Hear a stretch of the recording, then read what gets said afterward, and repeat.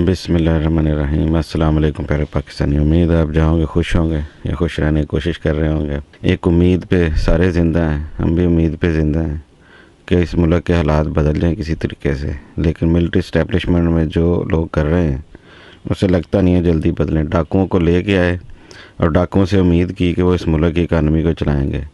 वाह रे वाह। अब तो यही बात है कि मैं घर में चोरों को घुसा लूँ और ये सोचूं कि वो घर को लूटने की बजाय घर में आमदन में इजाफा कर देंगे मेरी। वाह, ये दुनिया के किसी महज़ब मुल्क में नहीं होता है, सिर्फ सवाए उसके जैसे जिस मुल्क का कोई वाली वारिस ही ना हो।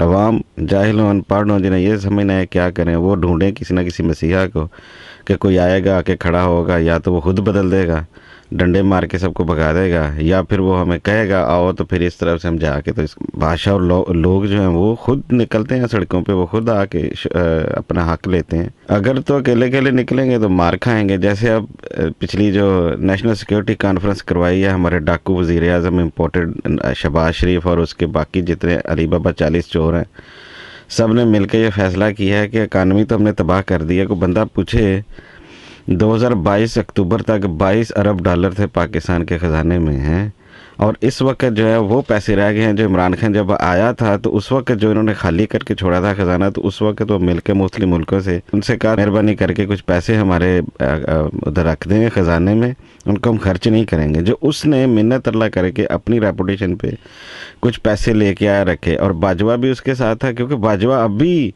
कहीं ना कहीं घूम रहा है उल्लू का पट्ठा। लेकिन अब उसे कहो ना जाके किसी मुल्क से कहे कि हमें पैसे दो, उस वक्त फ़ौज का सरबराह चीफ होने की वजह से लोग उसके सुनते थे, देखते हैं, मुल्क दूसरे उसको रिस्पेक्ट देते थे। अब तो वो किसी से चाय भी पूछेगा तो उसको कहेंगे दफ़ा हो जाए यहाँ से कहेंगे कुत्ते, तूने जिस तरह जो अपने मुल्क के साथ गद्दारी की है तो किसी और के साथ कैसे वफादार हो सकता है। अब लेकिन वो मैंने बदल दिया सारा कुछ, मैंने ये कर दिया, मैंने वो कर दिया, अपने मुँह मियाँ मिट्ठू बन के इन डाकुओं को लेके आया साहिब, क्योंकि अपनी जो करप्शन थी उसको भी बचाना था, छुपाना था, इसलिए इनको भी कुछ नहीं करने दिया उसने 3 साढ़े 3 साल इमरान खान के। इसलिए वो चाहता था कि कोई ईमानदार, यानी कि ईमानदार से मुराद ये है कि जो इनका काना ना हो, इन जितने करप्ट माफिया हैं इनकी हमदर्दी ना हो, जिसमें वो बंदा एक आए और आके मिल के हम जो है ना इस मुल्क में से ये करप्शन तो ख़त्म करें, कम से कम बड़े लेवल की करप्शन। जब तक ये करप्ट बंदे लोग अंदर नहीं, लेकिन उसने उंगली नहीं लगाने दी किसी को।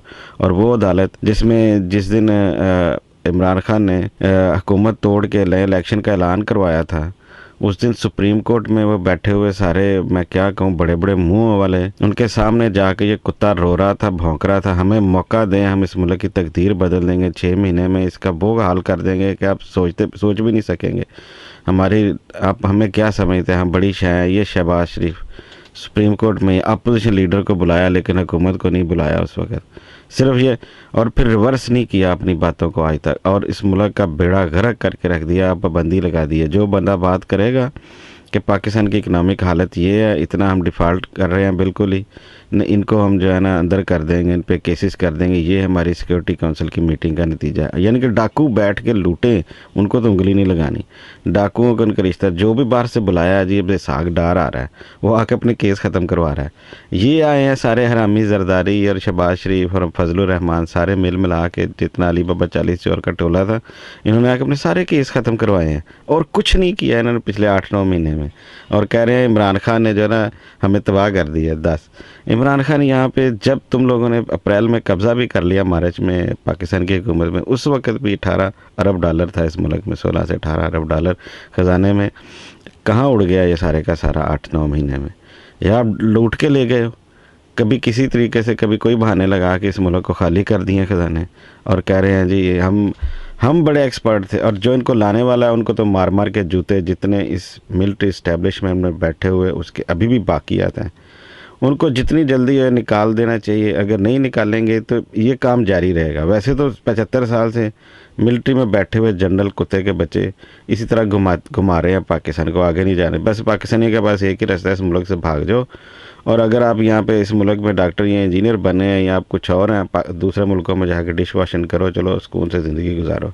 इसके पास और कोई हल नहीं नज़र आता हम लोगों को, क्योंकि ग़ुलाम कौम है, हमें और तरीका ही नहीं कोई आता सिवाय इसके कि भाग जाए यहाँ से। लड़ सकते नहीं हैं हम किसी के साथ, क्योंकि हम डरते हैं बहुत ज़्यादा इनसे। जो लोग जो फिर डरेंगे उनका यही अंजाम होगा, वो मरेंगे भी आखिर में, रुलेंगे भी, वो یہاں بھی رولیں گے وہاں بھی رولیں گے، یہی انجام ہو رہا ہے، چاہے باہر چلے جاؤ چاہے ملک میں رہو۔